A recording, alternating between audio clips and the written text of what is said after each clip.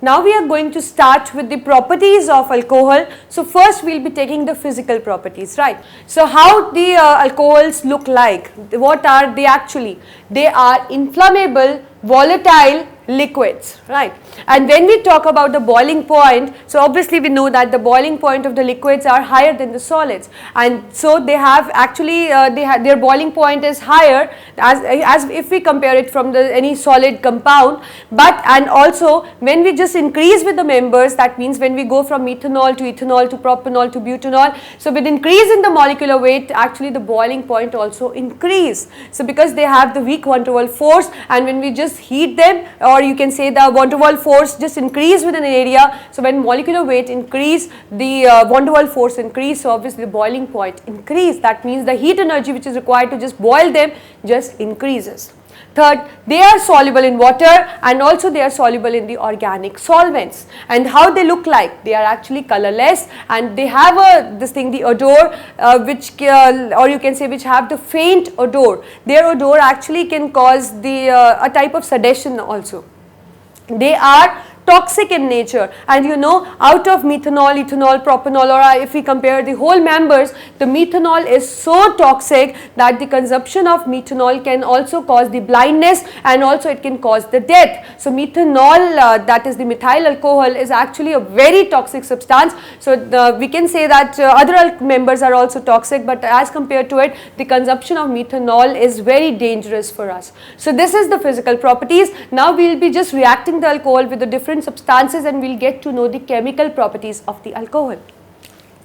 So now we are doing the chemical properties.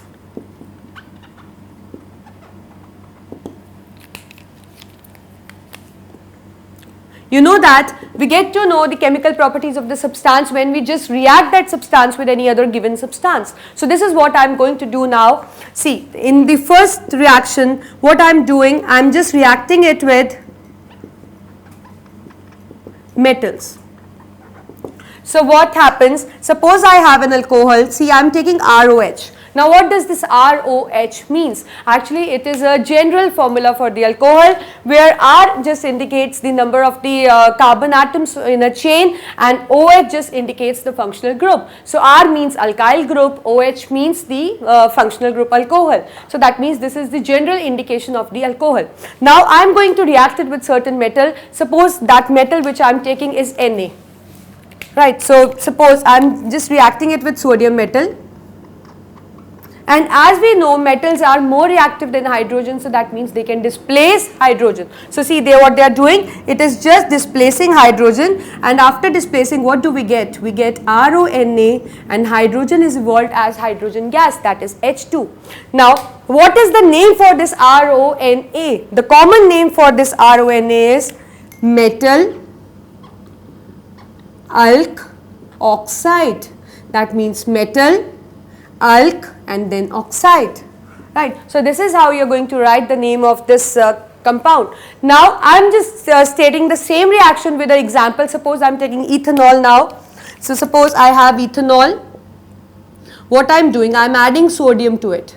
So sodium will be, obviously you know that the basic of this reaction is that sodium is going to displace hydrogen because it is more reactive than hydrogen. So it is a kind of displacement reaction. So what I am going to get? C2H5ONA plus H2. And now what is the name for the C2H5ONA? We know that the method of writing the name is in the order metal alkoxide. So what is the name of the metal in the example which I took? Obviously it is sodium. So the name is sodium. Then I need to write the member alk member, right, as I told you in the general form. So which alk member is here? 2 carbon atom alkyl member, that means it is eth. So it is sodium eth. Then I need to write oxide. So the name becomes sodium ethoxide. And again, you are familiar what is H2, it is a hydrogen gas. You know, this reaction actually serves a certain kind of purpose. Suppose I give you a liquid and I ask you that just identify it, that whether it is a alcohol or not. So this is basically serve as a test for the alcohols, that you can just dip a sodium metal into it, and if you get a gas that is which burns with the popping sound or which burns with a pale blue flame, that means the hydrogen gas is evolved, and it is the basic property for the alcohols. So this is how you can just identify it. So this reaction actually serve as a test for the alcohols. Now, as you are familiar with the reaction of alcohol with metals, now we will be looking up for the second reaction. Suppose now the second reaction which I am taking as an example, that is combustion. Now what is combustion? You know that the burning of any substance is called as combustion, and what are the end products what you get? We get some gases, and along with that we get heat, this energy in form of heat and light. So this is what is going to happen here. Suppose I have an alcohol. So we know that for combustion we need a supporter of combustion. That supporter of combustion, like which gas can be a better supporter other than oxygen gas? So that is why I am taking this oxygen gas. So this alcohol, when reacts with this oxygen, it evolves CO2, water vapor, and heat and light. So as we know that it is a hydrocarbon, that means the alcohol is actually a derivative of hydrocarbon. So that means it mainly contains the carbon, hydrogen and oxygen. And when we are just going to burn, we know that the carbon form its respective gas CO2 and hydrogen form its respective oxide, that is H2O. So again we are just, that means the combustion of any alcohol. It is not only limited to alcohol. This is a property you can just link with the other compounds as well, that whenever you are burning the hydrocarbon or its derivative which contain only CHNO, on combustion you get only CO2, water vapor and heat and light. So I'll write this with an example. Suppose I have ethanol, I'm just burning it. So as you can see, it contain only CHO. So that means we'll be getting CO2, water vapor, heat and light. So this is actually combustion. But you know that when you are just burning any substance in insufficient supply of oxygen, that means this oxygen is insufficient. So at that moment they also produce the carbon oxide, water vapor, heat and light, but comparatively the heat and light which is released is less in content, and instead of carbon dioxide you get carbon monoxide. And you know it is very toxic gas. It actually can cause, like if we respire in an atmosphere which contain carbon monoxide, then if we inhale that oxide, it forms a defective complex with hemoglobin, and you know it can even it can cause certain breathing disorders. It can just cause suffocation, and even it can lead to a death. That means it is a fatal gas. So keep in mind, whenever you are burning anything, when you are just doing combustion of any substance, you need to have the proper supply of oxygen, right? Because the insufficient supply of oxygen just release carbon monoxide, a poisonous gas, a fatal gas, instead of CO2, right? So this is the property, that is the combustion. That means when alcohol is burnt in air in a sufficient supply of oxygen and an insufficient supply of oxygen, what do you get in both the cases? Now the third reaction which we will be taking up is the oxidation. See, as you must be confused till now what I think, because when I was a student I was confused in these two reactions, because whenever my ma'am used to say combustion, she used to burn a substance in presence of oxygen, and when she used to say oxidation, that moment also she used to react it with the oxygen. So when I was a student I was so confused that I just can't make out the difference between the two, because my teacher used to react in both the cases the compound with the same the substance, that is the oxygen gas.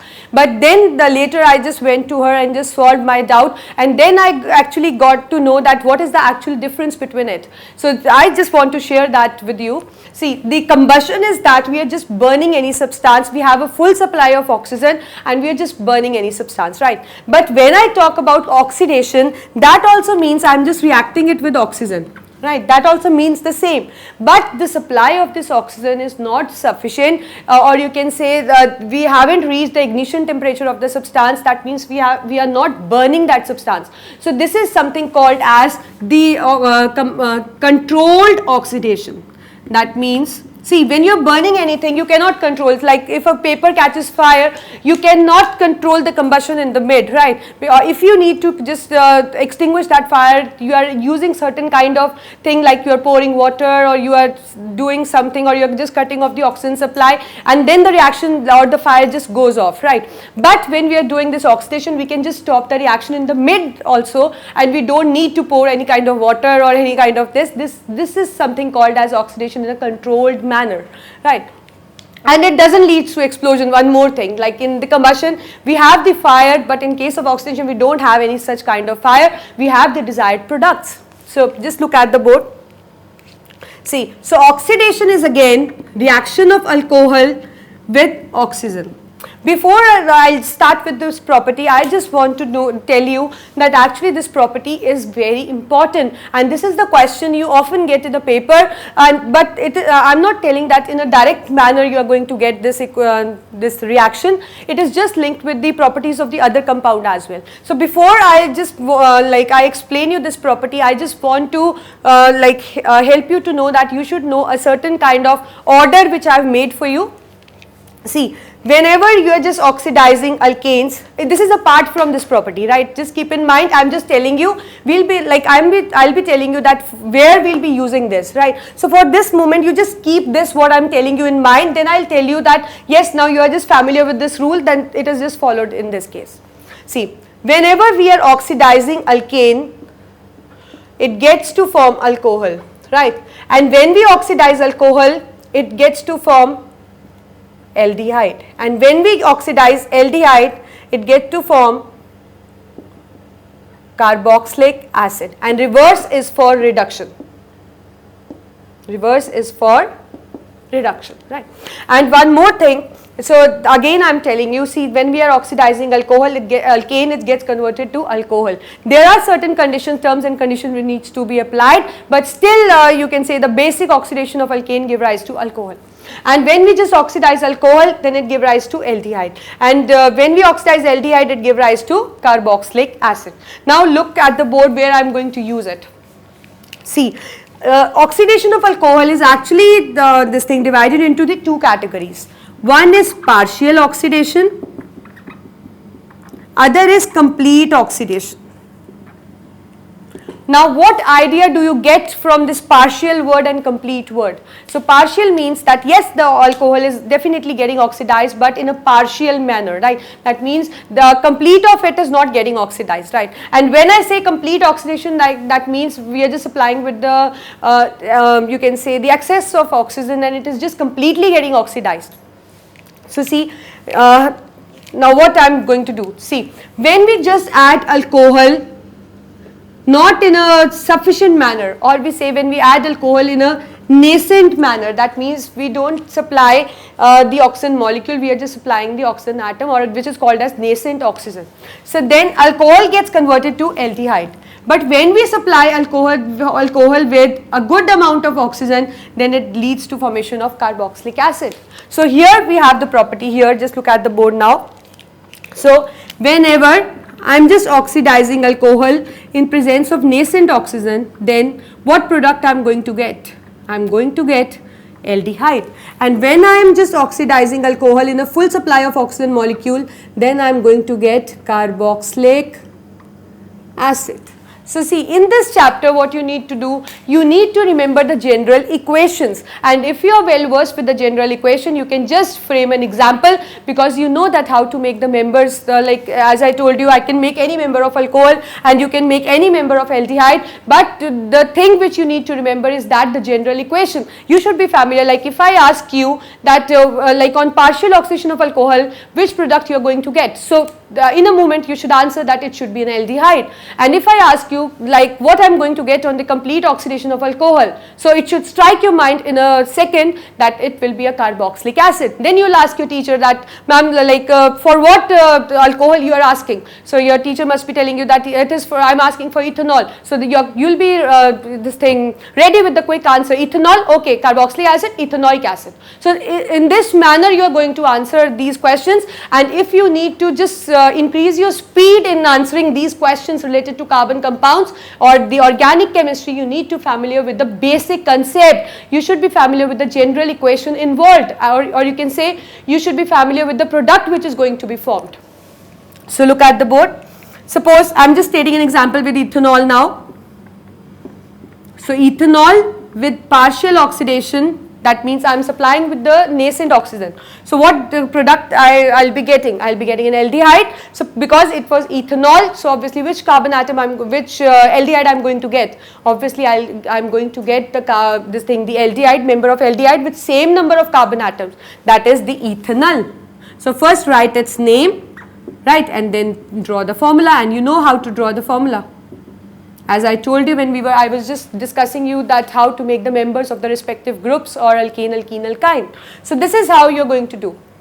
Now, one more thing you need to remember in partial oxidation, that partial oxidation do not occur as such because it is a controlled oxidation. So that means there should be certain substance which can control this reaction, and that substance which control this reaction is called as catalyst. So that means in this reaction we will be using certain catalyst. Now the question must be striking your mind that catalyst is same for all the members, or for the different members the catalyst is different. So you should keep in your mind that catalyst is for partial oxidation, there are different catalysts depending upon the members of the alcohol which we are using. Like if we are using the meth member of alcohol, the catalyst which we will be using will be silver, and if we just use the eth member, the catalyst will be chromic oxide in acetic acid. And for prop and all, there are different catalysts. So what you do, you just, because it is difficult for you to remember all the catalysts for the different members, so what you do, what I suggest to you, that you should be familiar with at least minimum these two catalysts, and if you get the question, this thing with, that is the alcohol with the carbon atom more than eth, that is the prop, bute and hex, so just write the catalyst word. Your question won't get wrong, right? But at least if you get for eth or meth, you should write the name of the catalyst which is involved in the partial oxidation, right? So for meth it is silver, and for eth it is chromic oxide in acetic acid, and the product obviously is going to same, that is the aldehyde, right? Now the complete oxidation, so I am just stating an example with ethanol. Suppose I have ethanol and I am just supplying with the good amount of oxygen, and that is again a controlled oxidation, and for controlling oxidation I need to use certain catalysts. So for complete oxidation there are only two catalysts which are used, whether it is methanol, propanol or any other member. So you can use either of the catalysts, and what are those catalysts? It is alkaline KMNO4, that is the alkaline potassium permanganate, or it can be potassium dichromate, K2Cr2O7. So either of it you can use, both will be correct. So what you do, you need to write it here, and you are just familiar with the product. You know that the product that is formed will be carboxylic acid. So which carboxylic acid will be formed? Again it is ethanol, so obviously it is going to be ethanoic acid. So just write its formula as you know how to make the members. So this is how you are just going to do the oxidation of the alcohol. I hope it is clear.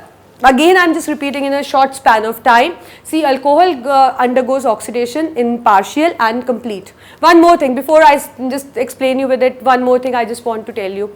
See, in this chapter, in this organic chemistry, like the alkane, alkene and alkynes, and in case of alcohol or carboxylic acid or any other functional group, there is one the important thing which is there, and if you will keep that thing in mind, it will be easier for you to attempt the reactions. See, whenever you are doing any reactions, so there are only few reactions in which the number of carbon atoms actually gets changed. Otherwise, in most of the reaction, if you are starting with the meth, the product is going to be a member of meth only, right? And if you are just starting with the prop, the member is going to the product may differ, but the carbon number atom is going to be 4 only. So that means you should remember that the word root is just going to be same in reactant and product, but actually it change in few the examples or reactions, and that I'll be telling you so that you can be easily, you can know that in this reaction the carbon atom is just going to change. Otherwise, in most of the reactions which are involved, the word root is just going to same. What you have to do, you just have to remember the general equation so that you can form the member respectively of that homologous series, right? Otherwise, the word root is going to be same. So, when I am doing the oxidation of alcohol, I think it is clear from this flow chart. When alcohol is supplied with nascent oxygen, it stops at the first step, and when it is supplied with the full oxygen, it stops at the second step. So, that means the first step 1 is the partial oxidation, in which we are supplying with the nascent oxygen, and the second step is the complete oxidation, in which we are supplying with the complete O2 molecule. And again, you need to write the catalyst, then that I told you that how you need to use the catalyst, and then you should know that as a result of partial oxidation, aldehyde will be formed, and as a result of complete oxidation, carboxylic acid will be formed. And this thing is clear to you that the word root which will be using this side and that side is going to be same. So this is something, the oxidation of alcohol. Now we look for this other property, that is the reduction. What do you mean by reduction? Reduction is actually the removal of oxygen now. So what I am doing, see, I have alcohol, I am just, so reduction will mean two things, addition of hydrogen or removal of oxygen. So I am just adding hydrogen. It occurs in presence of catalyst. You can use either of catalyst, nickel, platinum, palladium, you can use either of, right? Any one catalyst is desired.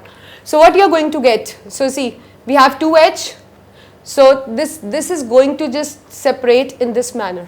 So one H is going to attach with this, so it is going to form RH, and other H is going to attach with this, that means it is going to form this. So that means what is this? This is an alkane. This I told you that when we reduce alcohol we get alkane. So here this flow chart actually matters. This flow chart is very important. So keep in mind, whenever we are just oxidizing alkane, we get alcohol, oxidation of alcohol, aldehyde at first step, second step carboxylic acid, and reverse is for reduction. So you definitely are going to get the question which is based on this flow chart. So do not forget this flow chart. So I think you are now well versed with the property reduction. That means addition of hydrogen in presence of some reducing agent, it just gives rise to the alkane, and along with that the water molecule is formed. The properties are not only limited to this, we have few more properties.